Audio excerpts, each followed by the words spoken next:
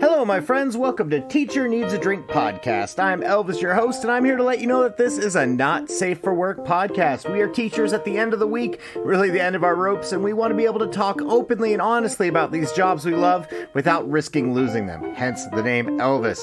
Anyway, I'd like to get started with a special thank you to all of our Patreon sponsors out there. We have a couple new ones this week, and thank you for everyone who is on the Patreon for Teacher Needs a Drink podcast. Let's start with Marsha M., Weaza, Christina B., Miss Alabama, Kristen B., Megan R., Hoovian, Ashley M., Jason F., Amber H., JJO, Brian S., Jeff S., Abby B., Ann T., Sarah B., Regina B., Anna L., Josie S., Sam B., Lucy P., Mary E., Jamie B., Hope H., Aaron D., Christina W., Vanessa J., Kate C., Mary C., Haley M., Rylan L., Catherine S., Perla C., Kelsey W., RJR, Cara T., Kristen C., Johanna H., Tony and Christina K., Irma A., Rebecca J., Melissa M., Casey B., Sarah M. Thank you guys so much for supporting our podcast. If you would like more Teacher Needs a Drink podcasts because you just love us that much, or you just want to give us some money and help support us, go to the Patreon and sign up for Teacher Needs a Drink podcast. For as little as $5 a month, there's lots of extra content, bonus episodes. There is so much stuff. We release almost about 2 to 3 bonus things on there every week, from deleted scenes to interviews to exclusive episodes that are only on the Patreon. So you should do it. It's really awesome. I'd also like to, pump our sponsor, Ludlam Dramatics. If you're a theater teacher or no one in your building, go to ludlamdramatics.com. There is shit for theater teachers in the teacher store. So you need to go to Ludlam Dramatics to find a lot of that just normal teacher stuff that's field specific. They have it all. They're amazing. I can't prompt them more enough. Ludlam Dramatics, check it out. And also check out our other sponsor, Legendary Pretzels. If you need a sweet treat and want something that's just a little extravagant and amazing, go to legendarypretzels.com. They're these pretzels that are dipped in chocolate or fudge or whatever you want, and they're covered in candy and cereal, and it's just divine. Treat yourself. They are amazing. I can't pump them enough. All right, my friends, we're getting to the end of the year, and it's really important that everyone continue to take care of themselves. It can get really stressful these last few weeks just trying to get all this end of school year bullshit done. So just breathe, take some time, and if you get a chance, go through our back episodes, find the Teacher Needs a Drink podcast episode, A Teacher's Guide to Mental Health. It's a special 45-minute, 1-hour episode that just gives you lots of tips on how to deal and things you can do. Nurse Rosie Rose is on it. We have a lot of great information. I cannot recommend it enough. Just remember, guys, you are not alone out there. And here we go. Episode 85. My God, we've been doing this for a while. Enjoy. Forget, your face looks like a butthole. And now that's kind of offensive to me. To be fair, your face does look like a butthole. It does if I pucker my lips up. When you speak the truth about buttholes and faces. Well, welcome to Teacher Needs a Drink podcast. I am Elvis, your host, and joining me today, I have Count Chocolate. I am counting down these final days. That's all I got. Good for you. Also with us today is Miss Lucille Lane. Hey, what's up? Hey, and joining us after a short absence, Miss Shirley Temper. It will be mine. Oh, yes, it will be mine. Wayne's World. You did it. I was about to say that's Wayne's World. Oh, man, that takes me back. All right, my friends. Well, I'm happy everyone's here, and I'm glad you guys are well. I have a very tiny update on the yearbook story we had last week, where we talked about whether it was appropriate or not appropriate to have, the Black Lives Matter, love is love, trans rights are all rights, science is real sticker on a yearbook. And while in that story, and while we reported it, the principal put out a public notice saying he accepted full responsibility. Somehow the art teacher who was in charge of yearbook was still put on administrative leave. I'm just baffled how the admin will say, hey, it was all my fault, this is it, but still someone under him is getting punished. Mm-hmm. I don't really want to go into more details than that, but so, I've talked very actively this year about my ghost principal. It's an interim principal that was only meant to be here through February, and then he decided he wanted the job, so he started being a gigantic pain in all of our asses. He did not get the job. Hey! Yeah. Hey, that's good. And in That's real good. fact, they promoted from within our district a principal from another campus who is basically like the golden child of principals. He is supposedly amazing. Students and teachers really love him. Oh, good. And we've been kind of hoping for a few years that he'd come up to the high school where we are. And the day we got the news that night, I slept like a rock. And I'm actually looking forward to next year, which is crazy because this has been the shittiest year ever. Shittiest. Yeah, it won't take much to make next year a better year. No more Ghost. Lucille, how are things going with you? I had STAR testing tomorrow, which is whatever. I mean, it's always long and it's always tedious. And, you know, I got these kids that somehow managed to do 40 questions in an hour, reading like 5 passages and everything. It's more like passing the time of the 3 other hours where they can't do anything. They can't draw because I got the little babies. They can't draw. They can't play. They want to play with my Legos. They can't play with Legos. They can't do this. They can't do that. And it's not fair. But it's only one day, and this is the last day. So cheers. Well, good. I'm glad to hear that. Count, how are you doing? I'm doing well. I'm not going to lie. Things are progressing. And we are handing out tickets for graduation soon. We've got prom, and obviously right after prom, you've got the actual graduation. And that's after that, you know, you can kind of pack the year in and take a deep breath. Let me tell you, when I say that teachers are making kids sweat in a year where it has just been tumultuous straight across the board, kids are like having to wait till like the last 5 minutes before grades are due to actually know if they're passing a course that is required for graduation because their teacher hasn't entered grades. And so when other, you know, when admin and other teachers or just people reach out and they're like, yeah, I'm still entering grades, like they know the grades, they just haven't entered them because they know if, you know, Johnny over here knows that he's passing the class, he's just going to cut up the next 2 days in class and just act a fool. But while he doesn't know, he's on his best behavior. And well, I think it's true. And I think it's kind of asinine. I think it's frustrating. But for me, as a counselor who makes the phone calls like, hey, your son didn't pass this class. We knew this was, you know, there's a possibility of this. I'm waiting. I'm waiting. And then obviously when you call a parent and have to deliver some unfortunate news, they're never thrilled. And they always say, why are you waiting so late? And I'm like, actually, we've had this conversation in February and in March and in April, and we're close. I wasn't sure. I didn't know if he was going to do it or not. And he did, he didn't, whatever. And parents are just as, I don't know. I think it's, I keep getting the response like, you know, I got my sister flying in from so-and-so and someone's coming from Branson, Missouri, and they better be walking across that stage. I don't know. They might not. Need to talk to your kid about that one. Exactly. It's not on me. I don't even assign grades. I don't. I get to deliver good and bad news, but we're almost finished. My view is if the kid didn't wait so damn long to do all this last minute work, then they would know already. Amen, brother. You wait to do all of your assignments that make you pass the last 24 hours of school, then you get to wiggle on the hook for a little bit. Moral of the story is that we're all learning some real lessons, tough lessons this year. Some people just aren't going to make it, and it's nobody's fault but their own. Yeah. I have an article for you guys, and I'm excited to hear your reactions. This is from the Washington Post. The title is, Kindergartners' Questions Help Get Them Off a Hijacked School Bus. Driver Says Enough Already. Oh, God bless kindergartners. Yep. And this is by Hannah Knowles in the Washington Post. The hijacker forced his way onto the school bus with a rifle and commands to get out of town now.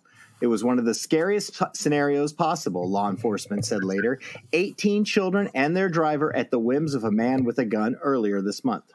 But the bus driver says the gunman was no match for the queries of kindergartners. The man moved all the students up to the front of the bus, headed for an elementary school in Columbia, South Carolina.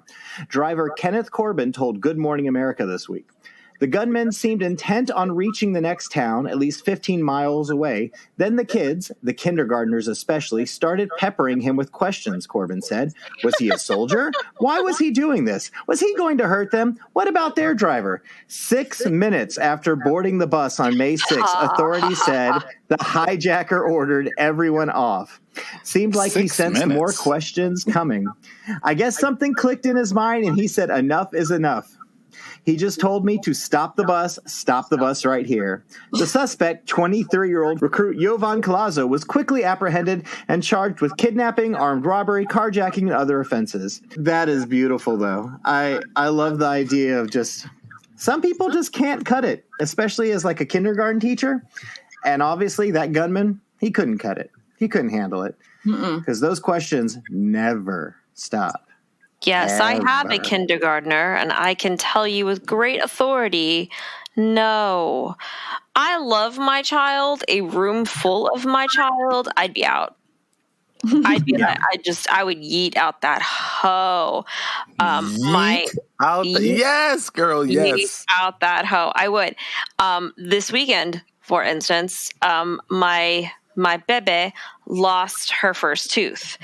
And what should have been a really excited moment, she dramatized when the tooth came out. She yelled in horror and ran from us across the house, screaming at the top of her lungs, to find a mirror in which she looked at her mouth full of blood and screamed, "You killed me," and ran from us for at least 3 minutes around the house and would not let us help her. And then in 2 minutes, she was like, "I'm over it. Can I call my grandparents now?" I can't. That's why I teach high school. I just can't. No, I can handle kindergartners, but I always try to minimize what's going to ask questions. Because if I'm wearing, I don't know, if I have a new sticker on my mug, there will be 100 questions about my sticker. If I have new shoes or a new haircut or just there's something new about the room, I will get 100 questions. Because not only will there be the initial questions like, hey, what's that? There's the kids who didn't hear the first question get asked, so they ask it again. And you have to learn either that or when the kids first off, I want to show you my new mug with a sticker on it. Oh, and I try to front load all the information. So it's kind of stopped. That's really smart. If you're taking a bus hostage, I don't know if that's going to work. Lucille, how do you deal with the kids and their questions, especially them young ones? I really don't. I'm just I just say we'll figure that out later. But right now we're on a mission and we gotta do this. This is our goal today. This is what we're going to finish. And I keep them so busy that they don't have time for it. Ooh. I only have with some of my kids 30 minutes a day. That's 5 days a week. So I only have 30 minutes or 45 minutes, depending on, each child's IEP. So when I'm doing resource with them, I don't have time because really when they come in, it's more about the learning. So they're more engulfed in it. So I really don't have to do any of the questions, to be honest with you. What about you, Count? Let me tell you, I love the little ones, but I'm with you. A whole class full of them is not going to fly. But I think after a while, my sister teaches that age group. The more I talk with her about it, I'm like, I remember being in a classroom and having to repeat myself 17 times. And this was to 16-year-olds who just were not listening. You could give directions and you could give 3 steps and they say, what was step number 2 again? Well, actually, it's written right in front of you, but they'll ask you the same question again. Or they'll ask you to repeat it after you've already repeated it because the first time you gave directions, they weren't listening. And then the second time they were distracted. The third time they're trying to focus, but by then they're, I'm just annoyed that I have to repeat it again. I don't blame the robber for abandoning ship or abandoning the bus. Not at all. Just go ahead and just say, you know what, this was a really poor idea. Had he waited later in the day and hijacked the high school bus, he probably would have been in for an adventure or something like that. But kindergartners, he got what he deserved. This is from the Teacher Needs a Drink contact page. This is from Miss Young and at times insecure. Hello, all. I am trying to become a permanent teacher in my district. I currently have maternity leave position. I'm having so much fun. It's kindergarten, bruh. But the TA that supports me 50% of the week, she totally harshes my mellow. It happens daily. She is constantly overreacting to small behaviors, yelling at children, even IEP children, mercilessly, and even tries to interrupt and seemingly take over lessons and tries to tell me how to handle parent interactions. How would you handle working with someone like this? I am a user of responsive classroom and try to use wait time and a neutral tone most of the time. I have a lot of patience for the kids, but my patience with this woman is thinning fast. Thanks for any advice you can give. It is so appreciated. That's a hard position to be in, because I bet what happened is that TA was there before you were there, before I guess the main teacher went on her pregnancy leave. And so they feel they know what's going on, and they're probably a little pissed that they didn't get like the sub position. And so they're trying to, dominate in what's going on. Ooh, that's a tough one. Lucille? I have to say that I can just say, me personally, I know that in my school we have a bunch of TAs that literally think that their shit don't stink. And like they really feel like they can say what they wanna, even if it's wrong. There was an incident with a TA that we had, especially in my hall. And this TA was doing inclusion for me because I can't reach all the classrooms. I'm only one person. Her patience was running very low with most of these kids. Like so it's special ed, we're talking kids with their ID, right? Intellectually disabled. We are talking kids who are ADHD, kids who just can't sit still, kids who have emotional disorders. She lost her shit so many times because like an ID kid wouldn't understand. And they'd be like, what are you talking about? And like throw a fit because they're so frustrated. And instead of handling it one way, she thinks that they're given such a fourth grader, like given attitude. And it got so bad that the gen ed teacher, whom now I visit her room, had to go to the principal, and she had a running list of like everything that this TA did. Sheesh. And was just like, I can't take it anymore, which honestly, if you were there, you would agree. Like, absolutely. Enough is enough. Let's stop. She didn't do anything. She was on her phone all the time. She would just, she would be like, I can't handle this. I wasn't trained to do this stuff. Yet she has kids, but she can't handle like an attitude, or she can't handle like, she's like, I don't know what to do. You read for them. You help them out. You turn to the page that they need to be on. You need to ask them questions. What do you think? Like, be involved. That's all you got to do. I think the problem is sometimes with a TA, they don't necessarily have the experience working with special needs kids. And I think also on the flip side, there's also admins that just kind of abuse the TAs by just throwing them in there to cover a lot of things they're not handled to do or are emotionally capable of doing. And working with special needs children can sometimes be incredibly difficult and frustrating. And you need the ability to take a break or to have someone else step in. And if you don't have that, while I don't think any kid should be hurt or abused in any way, I can see someone who is completely untrained just losing their shit because they feel like they're out of options and they're just stuck with something, when really if they just had someone else come in and help them, it would make a huge difference. Some of these TAs are bad. They really are. I think, though, this is challenging because she is a substitute. And, that's what a maternity leave sub is. And she's, wanting to make this her job. I honestly wouldn't worry too much about this one TA harshing your buzz. You teach for your kids. The hardest part of my job has always been the adults. That's never changed. I've been doing this 15 years. The hardest part of my job is the adults. It's just kind of, it's the gig. It's the gig. If this is something you want to do it. And don't let this one jerk off ruin your buzz. The other thing I'd add is if they are doing a lot of it, document it. Yeah. Document. Oops, those are my cats fighting. All right, friends, this one's from the Reddit, from the user Kamikaze for Life. Oh, boy. So, new teacher here. What are some strategies you use to switch into home mode after your work? Hi, everyone. I just finished my intern year and am currently finishing up my final week solo teaching. I was offered a position at the school I interned at, and I couldn't be happier. However, teaching is hard, and I've noticed that I can't turn off. The inter-staff drama, the admin, students who have a difficult time this semester, there's so much to talk about that I really don't want to drop on my partner. There's no reason for her to need to hear all of my complaining. What I want to know is, how do all of you mentally switch from work to home mode? Now, number one, this is incredibly important. A while ago, I think last summer, we put a whole episode on a teacher's guide to mental health.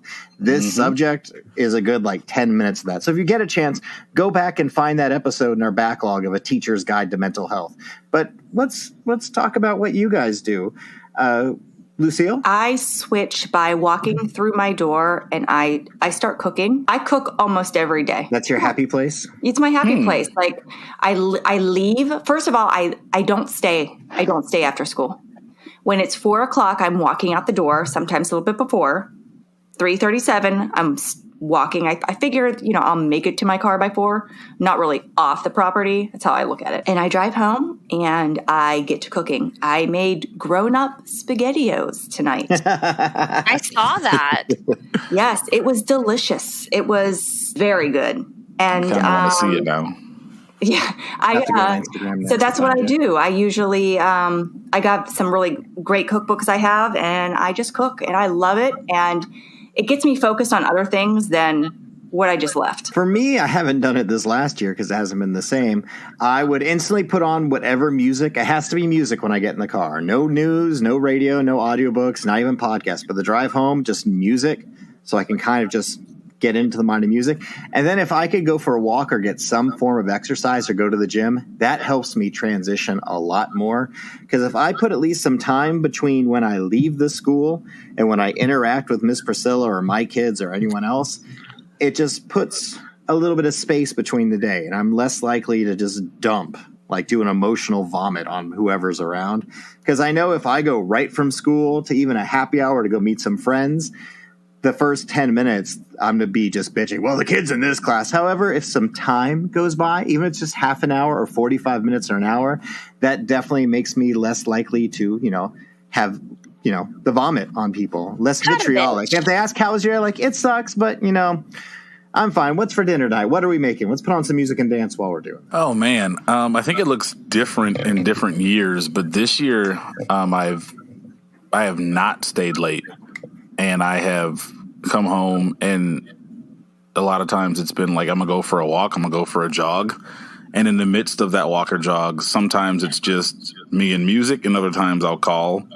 And most times I'll just kind of vent, not tell about my day, but just about something that was frustrating. And then I get it out of my system. And then when I come home and I shower, and then we're all right, prepping for dinner and playing with kids and doing all that, then I'm at least I had a minute to get that off my chest. Because otherwise, that whole dump as soon as you get home, the countess and the children, the chocolate drops don't deserve that. It's just it literally that's not for them. I signed up for this profession, and I know it's not easy, but I legitimately just find a way to get rid of it. The gym membership helps. And knowing when I get out of there that I guess I make up. I make a decision in my mind that I don't have to take it home with me.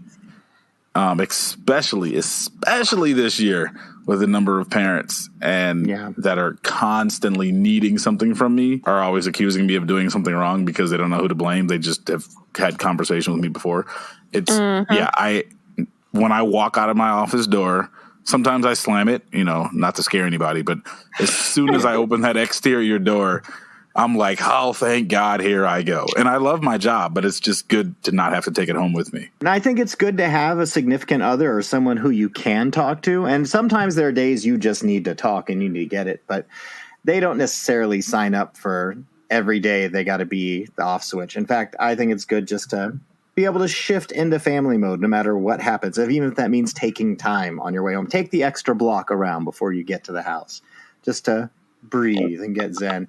One of the worst times I ever had when I was married, we both were sharing a car because our schools were close together, and it was an hour and a half commute with traffic to get home. And so we'd get in the car, and we made a rule that we could not talk for the first 20 or 30 minutes because it was just us blah, blah, blah, blah, blah, blah, blah, blah, and not fighting with each other, just talking about the day. And being slightly like an empathic person, even if someone's not yelling at you, if they're yelling about what's going on in their day, you kind of feel the vibes. And I don't know, I should put my crystals out. I'm getting all hippy dippy now. Shirley, what about you? I do a couple of things. I haven't been going to the gym because we're in a Peppa Pig, but I'm actually meeting with my trainer tomorrow for the first time in probably 4 or 5 months or so. Yeah. So I'm trying to start to go back to the gym. The thing that I did this year is I did exactly what Lucille did. I don't stay any later than I have to. I leave. I don't work on the weekends. That's my rule. If it doesn't happen during the school day, during my time, it doesn't happen. There are exceptions of that, of course. The group that I'm involved with, our competition season, there was a lot of times I had to, do some paperwork and things on the weekend, but that was the exception. I have a very strict rule. The second I get home, it is pajama time. I am going to throw all, because I dress up for work. It's my thing. I wear pantyhose and heels and dresses and the whole 10 yards, and I'm going to get comfortable and I'm going to watch some really trashy TV until my kids get home. Hey guys, guess what? Hey, what? We have a Patreon! A Patreon? What? Liar. No, it is 100% true. For as little as $5 to $10 a month, you can join our Patreon and get access to so much more content on Teacher Needs a Drink podcast. And also, every month you're a member, you get access to more free swag that we send to you just for being a member. And you get your name right at the beginning. And I think so far we've been releasing almost like 2 or 3 new audio recordings every single month on the Patreon. I don't know if I can keep that up during the summer, but we've had a lot going on. We had movie reviews, we had scenes from our parties, we have interviews, and we record episodes that are only for the Patreon. So guys, if you love Teacher Needs a Drink podcast, join our Patreon. You can help support us, and you get a lot more. So do it now! Do it now! Do it now! Anyway, so my friends, would you rather only be able to eat guinea pig pellets for the rest of your life, or wear winter boots at all times, never coming off your feet? Once again, would you only be able to eat guinea pig pellets for the rest of your life, or wear winter boots all the time? Question. Oh my gosh. Can I wash my feet? Yeah. At all times, count at all times. No. I know, but how do... Oh, gosh. No, at all times. Do you guys remember what I had on my feet at our Teacher Needs to Drink party a few weeks ago? No. I was wearing my brand new Doc Martens that I'm trying to break in. Oh, yeah. Yeah. Okay, I remember them. Which are kind of winter boots. They're heavy. Okay, those are cute. I kind of envision boots up to your calf, boots. Is that what you think? See, am I thinking Uggs, real hot, furry boots, or am I talking they're the rubber toe kind of rain boot, snow boot? I'm thinking snow boots. I'm thinking winter 6-year-old out playing in the snow boots. Like the ones that look like moon boots? Yeah. Yeah, exactly. Moon boots. Okay, moon boots. I ain't eating no pellets. I like food too much. No. Yeah, I'm on the opposite of you guys, because one of the things that drives me crazy that I can't handle is socks in bed. And if I'm wearing boots, I'm not going to go all stank foot and only have that's not stank foot. So in order for me just to sleep, I need to be barefoot. So, and you know what? Guinea pig pellets, maybe it'll be like the new diet revolution. It'll be bigger than keto. It'll be bigger than all the shit. Who needs carbs? You get these pellets. You just eat straw compressed. I would be one fine motherfucker, and I wouldn't be wearing boots. So I don't think that's true. I don't either. No. Do you think they're fatty and carb loaded? Yes, they're like rice and stuff. I don't know what they are. You like to smoke foods and eat. There's no way that you'd be able to handle that. You would switch the to same boots, flavor all the time. Quick. I feel like I've got enough swag and drip that I can pull off the winter boots. Ooh, swag. Yeah, I feel like boots I can in bed. Ugh. Swimming I'd have to get creative. I mean, maybe extra. I don't know. I'd put a fan between my legs to blow in my feet, blow in my boots or something to keep them from sweating. I don't know. I'd have to get real creative, but I feel like eating pellets is the worst thing. No, I can't. Even if you flavored them, no. Put some ranch on it. I just think I could. Yeah, I mean, I could dip some things in some blue cheese, but Ew. or Yeah. like put some pellet queso, like how we do in Texas, and it would be like eating grape nuts all the time. Didn't it say nothing but pellets? Yeah. So, like, can you actually flavor them? So you can't dip them. So no, you can't season the pellets either. It's just pellets. It says only be able to eat fam, I'm out. pellets. Yo, give me the moon boots. Give me the space joints. Give me the Marty McFlies, and let's just. And those pellets are made by white people, so they don't have seasoning. Yeah, those pellets can kiss my chocolate ass.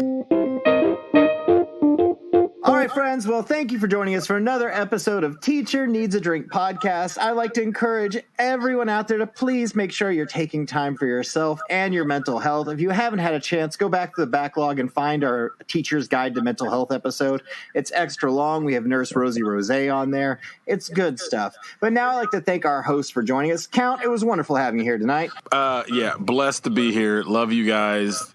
We're almost there to the end. Almost.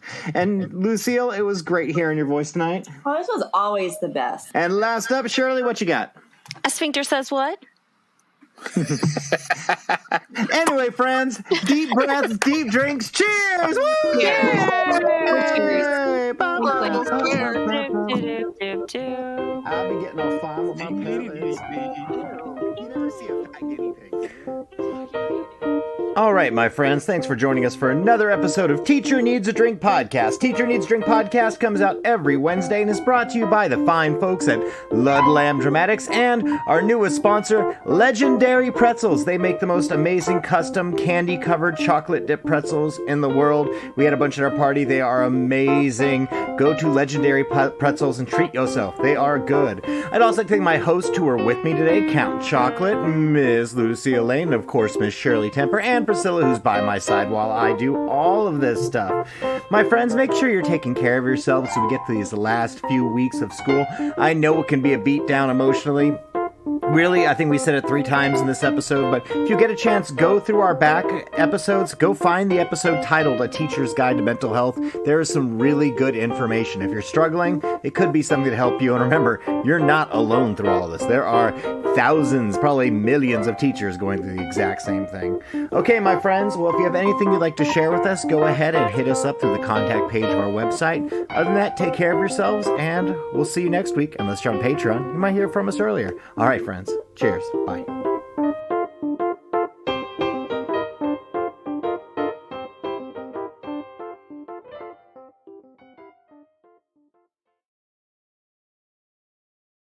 Do it.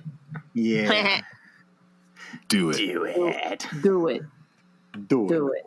it. Do it. Oh, what's happening? What is happening here? Was that it was some Ben Stiller one? Was that the? I don't remember. Do it. Yeah, it was the one where they're 80s cops. Starsky and Hutch? I'm just kidding. Yeah, it was that one.